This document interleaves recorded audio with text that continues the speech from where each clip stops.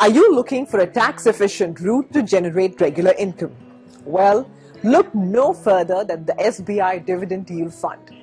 So in the stock market, there are some companies which regularly share their profits with shareholders in the form of dividends. These dividends could be paid at various intervals, and sometimes a company may also announce a special dividend which is higher than normal. So how can you find high dividend paying companies?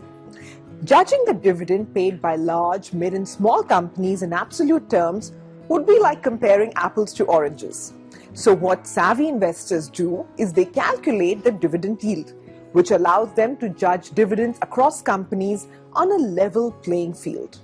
So dividend yield is calculated by taking the amount of the annual dividend paid and dividing it by the stock price. For example, if a company has declared a total dividend of 30 rupees in a year and its stock price is 600, then the dividend yield will be 5%.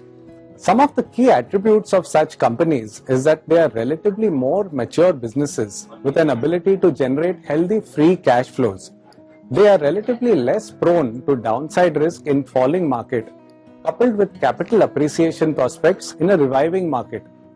Dividend yield companies also reflect optimum usage of free cash flows, good operational health, and sustainability of future earnings.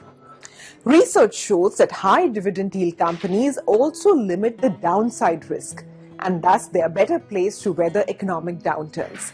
So when we studied the maximum drawdowns of 3-year periods starting from 2008, we found that only once, between 2014 and 2016, the Nifty Dividend Opportunities 50 Index fell more than the market.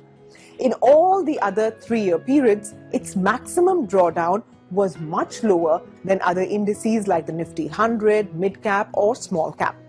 Historically, during major market falls, high dividend yield stocks have provided a cushion against market volatility, thus bringing stability to your investment portfolio in comparison to the broader market. In fact, a comparison of the Nifty 500 and the Nifty Dividend Opportunities 50 Index shows that an initial investment of 1 lakh rupees made in 2008 will grow to 5.74 lakhs in the Dividend Opportunities Index compared to just 4.2 lakhs in the Nifty 500. High dividend yield companies are also generally well placed in terms of valuations, which means that the stock price is not expensive. Other things being equal, a higher dividend yield generally means a lower price to earnings ratio. This, coupled with strong fundamentals, offers a compelling investment opportunity for investors. The SBI Dividend Yield Fund will invest in stocks across market capitalizations, sectors, and styles. We will use a bottom-up stock picking approach which will identify businesses with attractive dividend yields and future potential growth in dividends. We will also explore some opportunities in REITs and InvITs. The overall endeavor is to construct a portfolio with aggregate dividend yield that is at least 50% higher than that of the Nifty 50 index.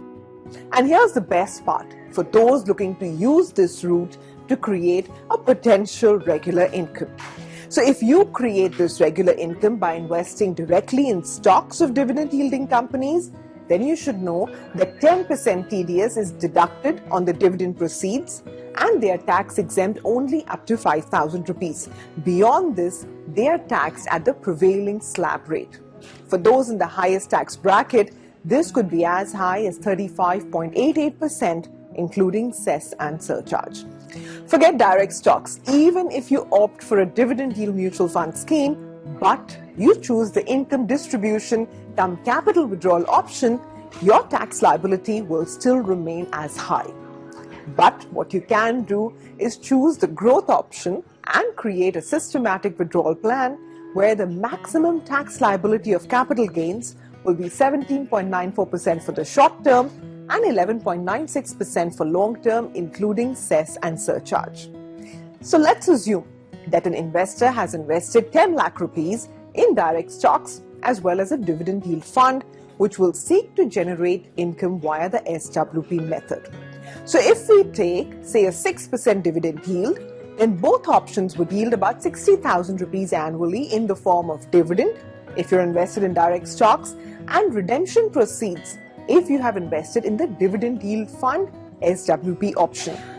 So in the case of direct stocks, the annual tax liability would be 21,528 rupees, which would total a whopping 1.07 lakhs or 35.88% of your net cash flow over a 5-year period. Now, let's explore the SWP option. Here, for the sake of simplicity, we assume that the initial investment was made at an NAV of 10 rupees and this NAV increases by 10% annually. We also assume that the taxation is long-term capital gains. Therefore, the tax liability comes to a meager 8,677 rupees over a 5-year period, or less than 3% of your total cash flow. However, it is best to consult your financial planner or advisor to understand the tax implications of any or all investment decisions. Do remember that the NFO of the SBI Dividend Yield Fund is open for subscription between the 20th of February and the 6th of March. So do contact your advisor or mutual fund distributor to invest in this scheme. You can start with a monthly SIP of 500 rupees or a minimum lump sum application of 5,000. Thank you very much for watching and happy investing. Mutual fund investments are subject to market risks. Read all scheme-related documents carefully.